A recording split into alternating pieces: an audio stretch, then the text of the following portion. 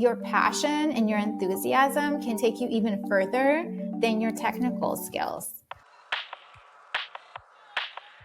Welcome back to the Ramp podcast. Today we have Anna Miller, who is the founder of Second Careers.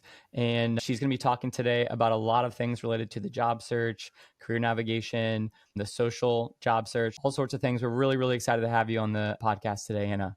Thanks so much, Ben. I'm excited to be here. Welcome. So as always, the first question we ask all of our guests is, who is Anna Miller? So I'm a founder and career coach, and my background has been working in tech. So I've taken all my personal experiences and now a lot of professional experiences on top of that to help career changers land jobs in tech and create impact in their lives. Okay, awesome. And so specifically, you would say like the clients you work with, candidates you work with, the space you work with is primarily in the tech space. Is that correct? Yes, exactly. My Okay, background awesome. has been working in the tech space. So basically, I focus exclusively on helping people get into that industry. Okay, super interesting. And I know there's been like tech's been a super hot space over the last 5+ years. Do you feel like comparing like maybe this year and last year, do you feel like there's been an increase or the same or decrease in the amount of people who are like really interested in breaking into tech maybe for the first time? There's definitely an increase basically since the pandemic. So basically, there's like post 2020 and like pre 2020 boot camps went virtual, and then they could take in more people. And then on top of that, they did a lot more marketing, all kinds of boot camps. So basically, there's more early career people every year, and it's been growing because it's just easier to get the education to upskill. Got it. Totally makes sense. We see that a lot with Ramp, just people nowadays. There's a lot of opportunities to get the skills you need to do certain jobs. Then you add in like remote work a lot of times, like the location doesn't matter as much. And then a lot of other things just make tech really, really attractive these days. So talk to me for a minute about just career transition in general. So I want to talk about tech specifically, but you talk about generally with career transitions, it's like it can be a change of your professional identity. It can feel like you're totally changing who you are in a lot of ways, some of that stuff. So for anyone that's maybe, whether it's tech or otherwise, that's interested in making a career transition, like how do you coach people or talk to people about going through that? Yeah, so it is a shift in identity, and it's important to acknowledge that and kind of work through that. So the first thing that we do is acknowledge the skills that they do have. So let's say you went to a boot camp for software engineering. A lot of career transitioners do this. However, you probably have skills from other jobs that you have, and like you're already a professional in some industry. So first, you want to acknowledge that you have work skills that you can bring to any job, and grounding yourself in that knowledge that you already know how to work with people and that you know how to communicate. You have an idea of how to use these different tools to work remotely, for example, or in office. That is an important step in feeling confident in your new skills as well, because your new skills need some kind of baseline of confidence. And that's where we start identifying transferable skills, especially from the standpoint of tech, and translating some of the words so that they don't seem as unfamiliar, so that you start somewhere and start building your confidence from there. Got it. Makes sense. For in terms of boot camp, skill building courses, stuff like that, is that something you typically recommend like any person looking to transition into tech should do? Or is it depending kind of on those transferable skills that you were just talking about? Like if they already have enough, or do you recommend it for anyone? It really depends on how you want to continue, learning and career growth. So some people actually do really enjoy the technical aspect and the puzzle solving aspect of engineering. Some people want to do something more creative, so they do design. Some people have some background in like marketing or sales, so maybe they do like sales kind of boot camps. There's definitely a variety of roles you can move into. However, if you want to move away from one profession and do a completely different profession, there is some upskilling that's necessary, at least to start. And then the work experience helps you get further. Got it. Great. Makes sense. So you're talking about transferable skills, stuff like that. So outside of, you said the first thing you sit down, you acknowledge that you're making a transition. You're looking at the skills you have and how those relate to the next role. Let's say you've gone through a boot camp now where you feel like, okay, I've got the skills. I know what I want. Now I'm trying to go out and get it. I'm trying to go out and find a job or apply to a job or whatever else. Are there any differences you see or you recommend in how like someone who's career transitioning should approach the job search than someone who isn't, or is it the same in your mind? So, first and foremost, networking works no matter if you're 0 years in tech or 10 years or 20 years. The tech market itself has shifted. So, pre 2020, there was a lot of local markets, right? They still exist. However, post 2020, you have a ton of remote as well. So now Hmm.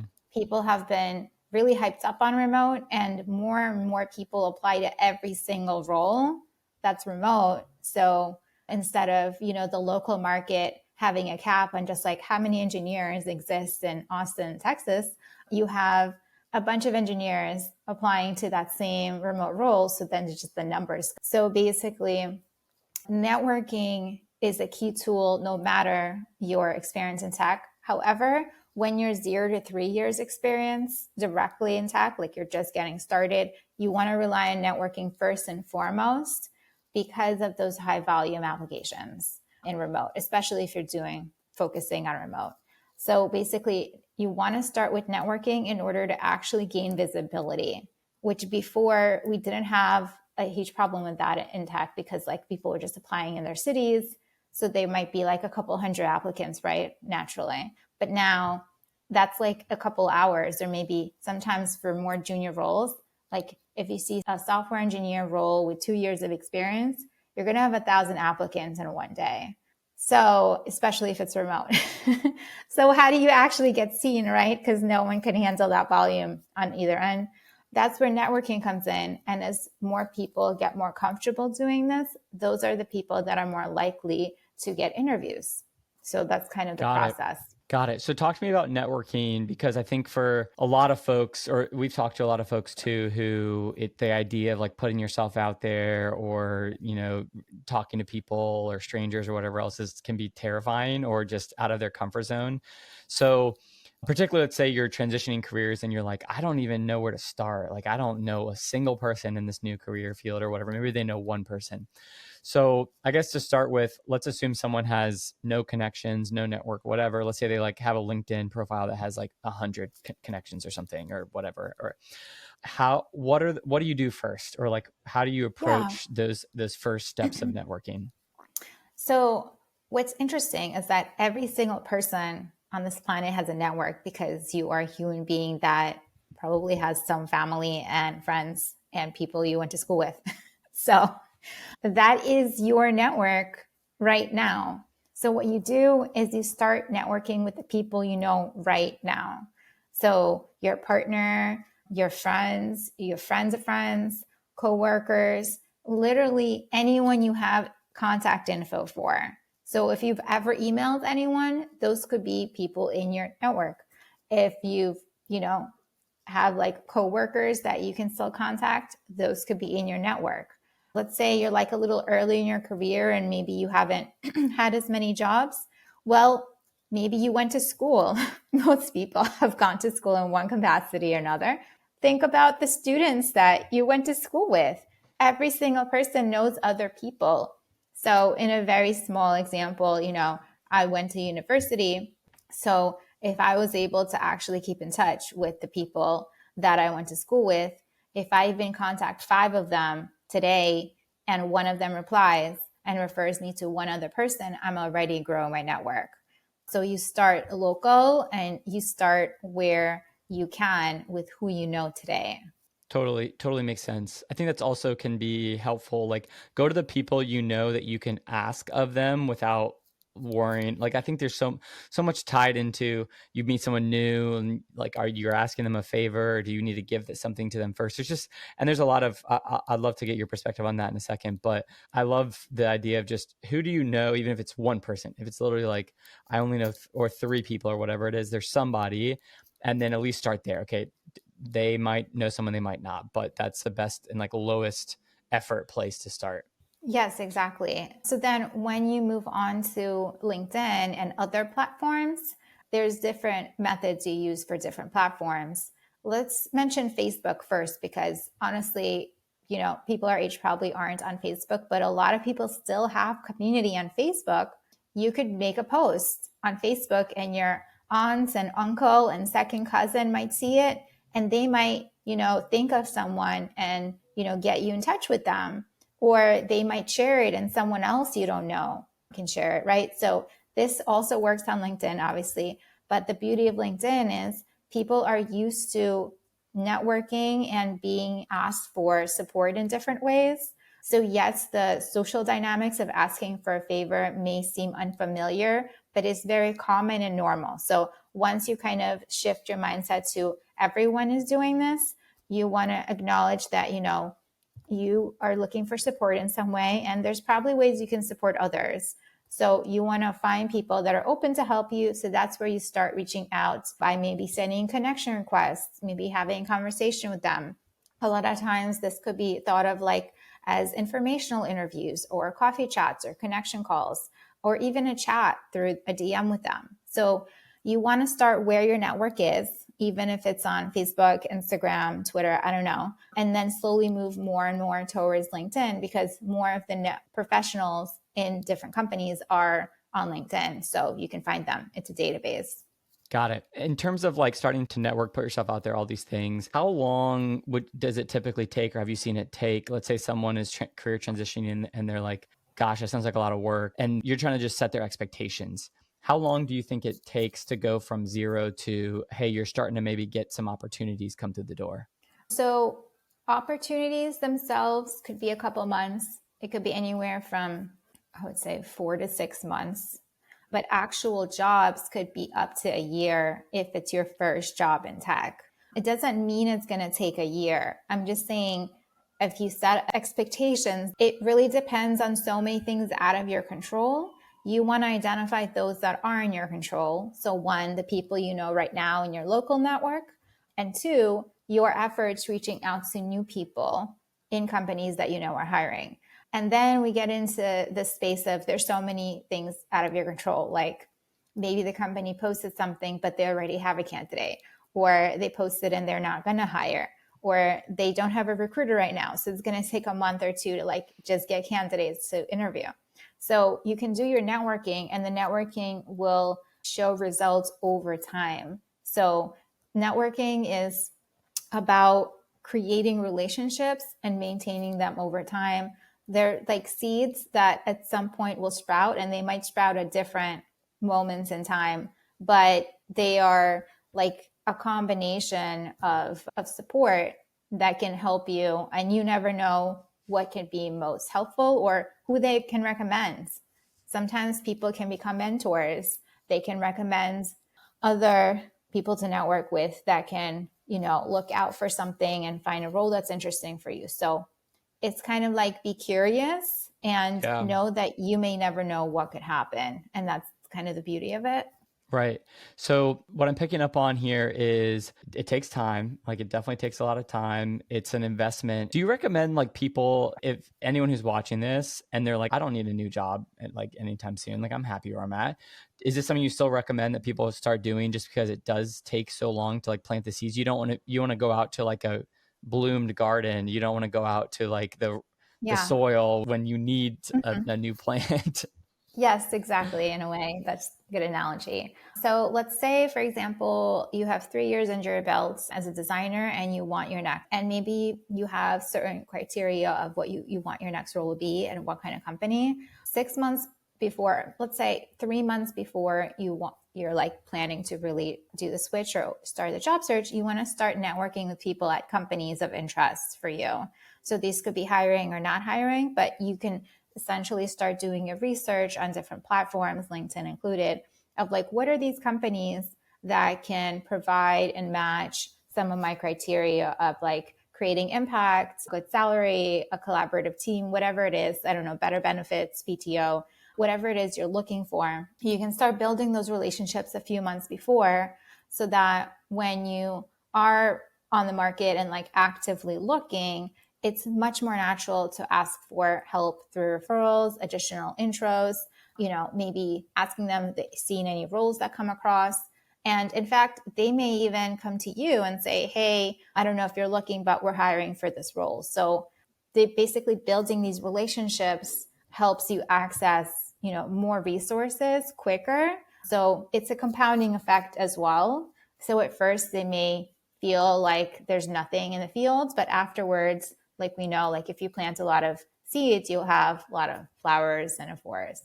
Yeah. So I want to get tactical, or I guess as specific as possible here for a second, because I think like, I know for me in the past too, one place where things break down a lot of times is conceptually great. Okay, so I put myself out there, I'm connecting with people. Like, what do I say? Like, what do I literally do? So I guess I have a couple questions related to that. But the first one is, how do you go about like establishing credibility or just establishing yourself that you would be a valuable person for someone else to add to their network when you don't know them? So like, for example, you can say, hey, like, let me know if you ever have a role open, but unless they think of you as someone that they would want to come and Mm-hmm. find when that role opens, they're not going to think of you. So what are some ways to like establish credibility when you're making first contact or first like networking with someone new?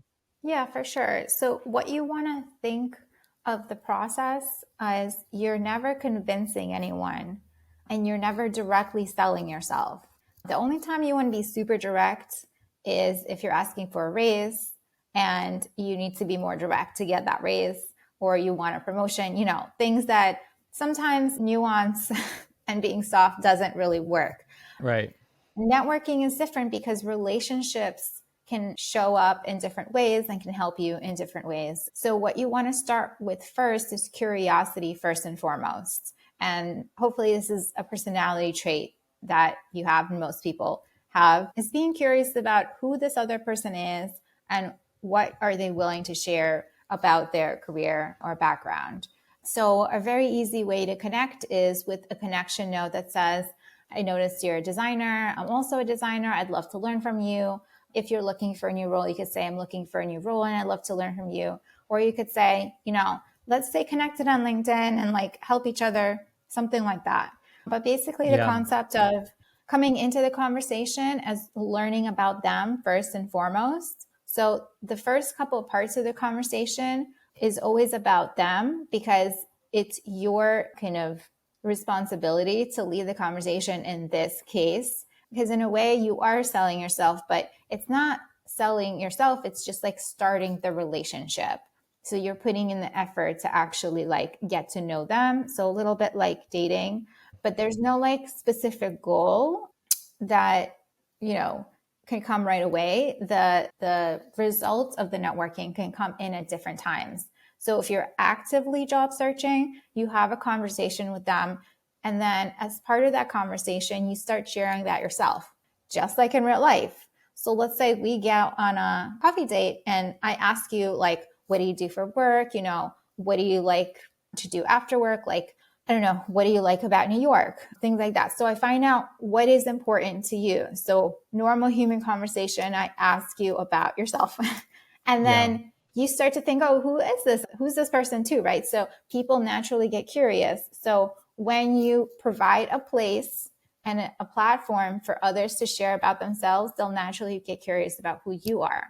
However, they might not ask themselves. So what you do is midway through the conversation, you say, I'd love to share a little bit about myself. I realize I didn't like speak about it yet. So then you share a little more about your background.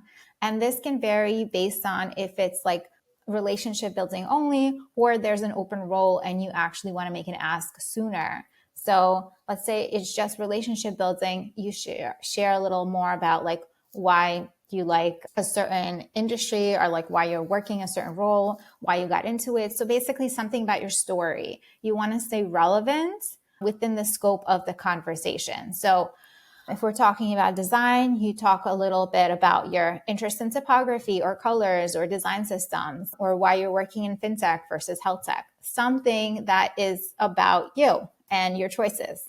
Right. And then you can, either let that fizzle out for a bit or continue depending on if there's actual shared interest. If there is an open role and you're actively applying, what you would do is you would mention the job description and pick up something in the job description that's relevant to you. So let's say the job description is like 5 years working in fintech, building design systems.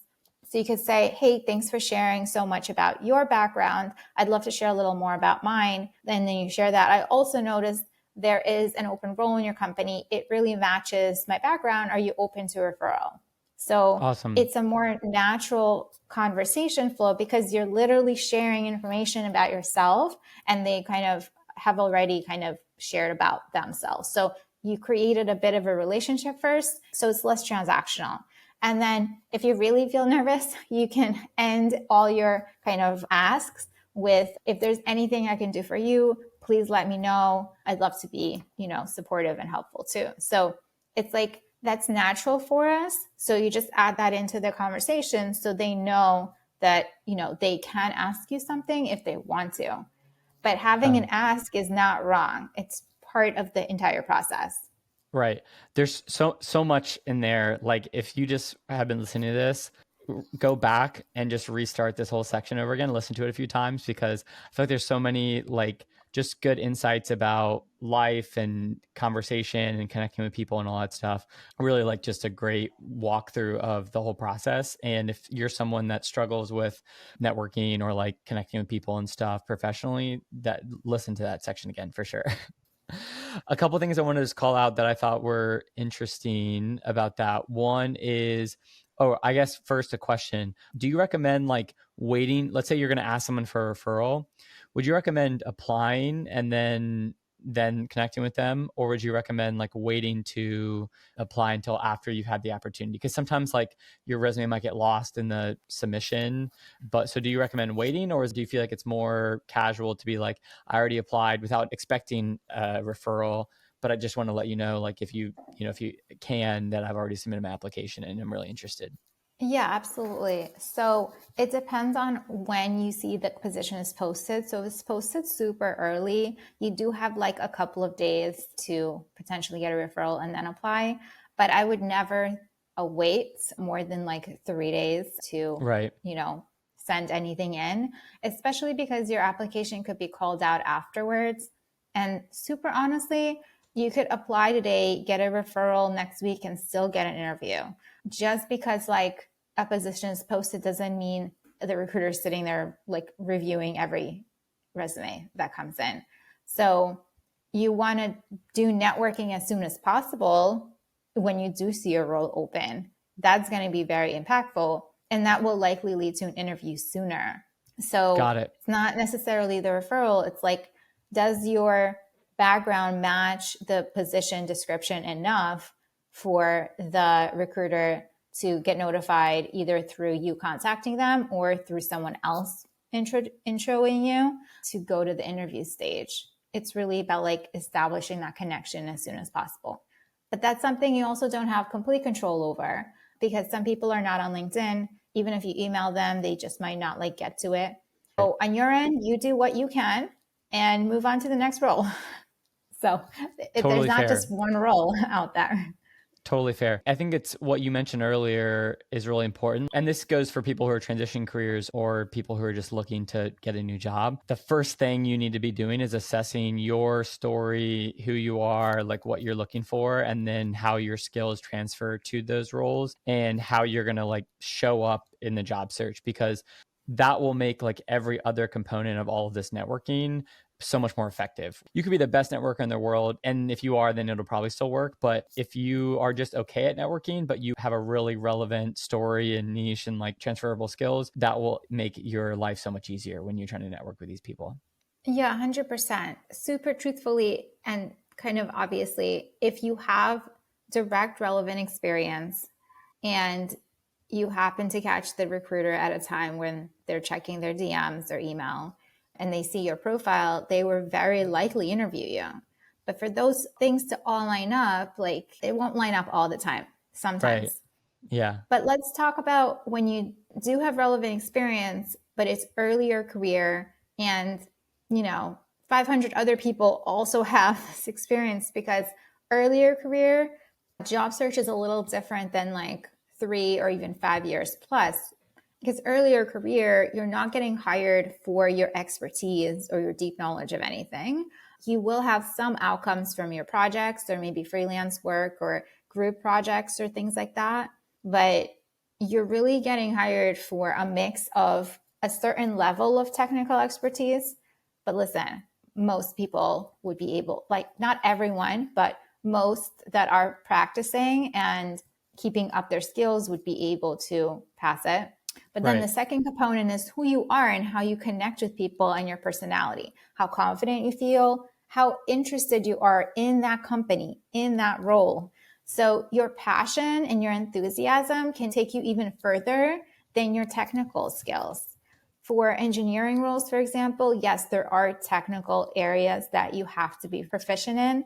But earlier on in your career, as long as you check that box, it's not going to be like a major place to stand out if others also check that box.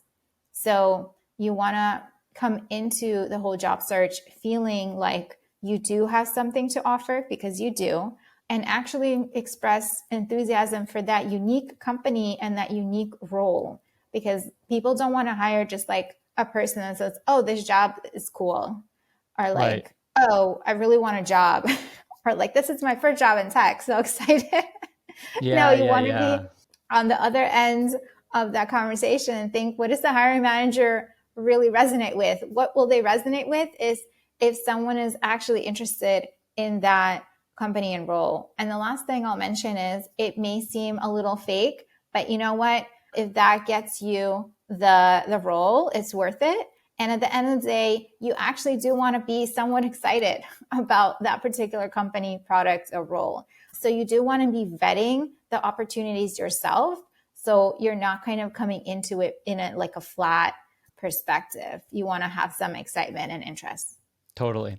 Awesome. I think it's so fascinating. So much of the job search, so much of the stuff people go through with their careers is so human. And that's what makes it hard. Like there's strategies and tactics and all these things, but there's so much nuance and there's no like 100% like do this, say this one thing every time and it'll work. So that's both the thing that makes it like worth doing, but also makes it really challenging. Okay, so I just want to wrap up here and just see if there's anything else, like in terms of the candidates you work with or folks you've been talking to who've been transitioning careers or in the job search or whatever else, like any other advice or things that are really top of mind for you as of late when it comes to like career professionals navigating these waters. One thing that I'd love to mention is I know remote is really hot and interesting and maybe very important for certain people, but if you can go local, do local first. Look for roles in your area that are maybe hybrid or on site. They may not even be on site full time later on. But at first, when you're looking for actual positions, like narrow down your searches to the places in your city, in your state, in your surrounding areas, because that will give you the highest chances of actually getting through to someone, because you're not going to be in a pile of resumes and relying on like someone seeing your DM. You're going to be really relevant. You're going to be literally in the state or city they're looking for. So of course that gives you a lot more a better starting point, and hopefully your skills are related to the role, and your networking will be better because like it'll have better results because people know that you're in the local area. So don't discount just like very basic facts of you where you live. That can be literal strength in the whole job search process, especially if you're earlier on in your career. Got it. Makes sense. I think also for a lot of folks earlier on in their career, again, I agree, like remote's very trendy. It's very great for a lot of people's lives, but there's a lot of value in, especially early in your career, just like visual learning, being around other people, doing the same job. I think it's a lot easier to transition to remote once you like have the skills and know what you're doing and you're more just like operating versus earlier in your career when you're trying to learn and grow and develop and stuff. It can be a value if you have the opportunity. Absolutely. Great. Cool. Well, if there's not anything else, I just want to say thank you again for joining the show, giving like a ton of really helpful feedback and a lot of just basically like the guidebook around networking, being social, putting yourself out there in the job search. And I know that it'll pay a lot of dividends for our listeners everywhere. Absolutely. This was super fun. Thank you. Thanks so much, Anna.